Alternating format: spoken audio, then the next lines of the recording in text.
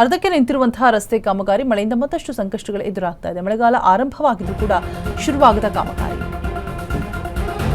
ಆಗಿದ್ದ ರಸ್ತೆಯಿಂದ ಸಾರ್ವಜನಿಕರಿಗೆ ದಿನನಿತ್ಯ ಕಿರಿಕಿರಿ ಉಂಟಾಗ್ತಾ ಇದೆ. ಅರ್ಧಕ್ಕೆ ನಿಂತು ಹೋಗಿರುವಂತಹ ರಸ್ತೆ ಕಾಮಗಾರಿ ಮಳೆಯಿಂದ ಮತ್ತಷ್ಟು ಸಂಕಷ್ಟಗಳು ಎದುರಾಗ್ತಾ ಇರುವಂಥದ್ದು. ಮಳೆಗಾಲ ಆರಂಭ ಆದರೂ ಕೂಡ ಕಾಮಗಾರಿಯೇ ಶುರುವಾಗಿಲ್ಲ. ಆಗಿದ್ದಂತಹ ರಸ್ತೆಗಳು, ಅದರಲ್ಲಿಯೇ ಸಾರ್ವಜನಿಕರು ದಿನನಿತ್ಯ ಓಡಾಡಬೇಕು, ತುಂಬಾನೇ ಕಿರಿಕಿರಿ ಅನುಭವಿಸ್ತಾ ಇದ್ದಾರಂತೆ. ವಿಜಯನಗರದ ಮುಡಲಪಾಳ್ಯ ರಸ್ತೆಯಲ್ಲಿ ಕಾಮಗಾರಿ BWSSBಯಿಂದ ಪೈಪ್ ಅಳವಡಿಕೆ ಕೆಲಸ ಜನಾಕ್ರೋಶ ವ್ಯಕ್ತವಾಗ್ತಾ ಇದೆ. ಹೇಳಿ ಕೇಳಿ ಮಳೆ ಬೇರೆ ಆರಂಭ ಆಗಿದೆ. ಈಗ ಆಲ್ರೆಡಿ ಪೂರ್ಣಗೊಳ್ಳಬೇಕಾಗಿದ್ದಂತಹ ಈ ಪೈಪ್ ಅಳವಡಿಕೆಯನ್ನು ಮಾಡಿರುವಂಥದ್ದು. ರಸ್ತೆ ಪಕ್ಕದಲ್ಲಿ ಬೃಹತ್ ಗುಂಡಿಯಾಗಿದ್ದು ಪೈಪ್ ಅಳವಡಿಕೆಯನ್ನು ಮಾಡಿದ್ದಾರೆ. ಬೇಸಿಗೆಯಲ್ಲೇ ಮುಗಿಬೇಕಿದ್ದಂತಹ ಕಾಮಗಾರಿ ಭಾರೀ ವಿಳಂಬವಾಗಿದೆ.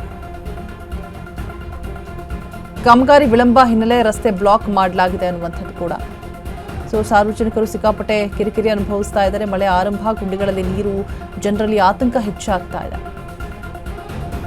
ರಾತ್ರಿ ಸಂಚರಿಸುವವರೆಗಂತೂ ಅಪಘಾತದ ಭೀತಿ ಎದುರಾಗ್ತಾ ಇದೆ. ಎಲ್ಲಿ ಗುಂಡಿ ಇದೆ, ಎಲ್ಲಿ ರಸ್ತೆ ಇದೆ ಅಂತಾನೆ ಗೊತ್ತಾಗಲ್ಲ. ಅದರಲ್ಲೂ ಮುಡ್ಲಪಾಳ್ಯ ರೋಡ್ ಅಂತ ಹೇಳಿದ್ರೆ ಸಿಕ್ಕಾಪಟ್ಟೆ ಅಲ್ಲಿ ಕಮರ್ಷಿಯಲ್ ಏರಿಯಾ ಜೊತೆಗೆ ಸಿಕ್ಕಾಪಟ್ಟೆ ಕಂಜೆಸ್ಟೆಡ್ ರೋಡ್ ಕೂಡ. ಅದರಲ್ಲೇ ಇವರು ಗುಂಡಿನ ಅಗದಿದ್ದಾರೆ ಅಂತ ಹೇಳಿದ್ರೆ ಓಕೆ ಫೈನ್, ಕಾಮಗಾರಿ ನಡೆಸಬೇಕಾ, ಬೇಗ ಮಾಡಿ ಮುಗಿಸಿ. ಅದು ಬಿಟ್ಟು ಮಳೆಗಾಲ ಆರಂಭ ಆದರೂ ಕೂಡ ಅದು ಹಾಗೇ ಇದ್ರೆ ಸಾರ್ವಜನಿಕರಿಗೆ ಎಷ್ಟು ಕಿರಿಕಿರಿ ಆಗ್ಬೇಡ. ಹೇಳಿ ಕೇಳಿ ಮಳೆ ಬೇರೆ.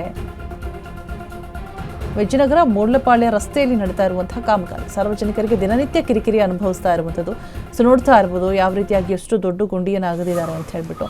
ಪೈಪ್ಸನ್ನು ಅಳವಡಿಕೆ ಮಾಡೋದಕ್ಕಾಗಿ ಅದು ಹಾಗೇ ಇದೆ. ಮುಚ್ಚುವಂಥ ಕೆಲಸವನ್ನು ಕೂಡ ಮಾಡಿಲ್ಲ, ಮತ್ತು ಪೈಪ್ಸನ್ನು ಕೂಡ ಹಾಕುವಂಥ ಕೆಲಸ ಮಾಡಿಲ್ಲ. ಹಾಗೆ ಎಲ್ಲವೂ ಕೂಡ ಅಲ್ಲಿದ್ದಲ್ಲಿ ಇಲ್ಲಿದ್ದಲ್ಲಿ ಬಿದ್ದು ಹೋಗಿದೆ.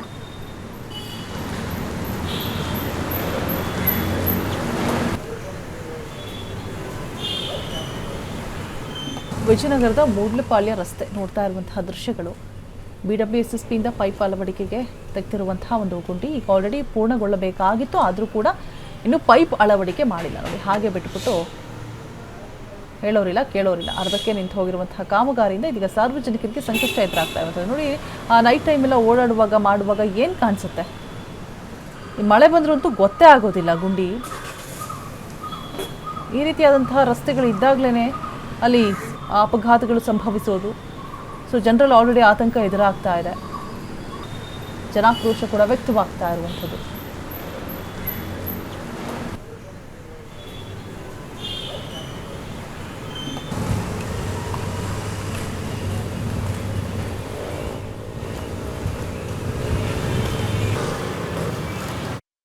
ಅನ್ನುವಂಥದ್ದೆಲ್ಲರಿಗೂ ಗೊತ್ತಿರುವಂತ ವಿಚಾರ.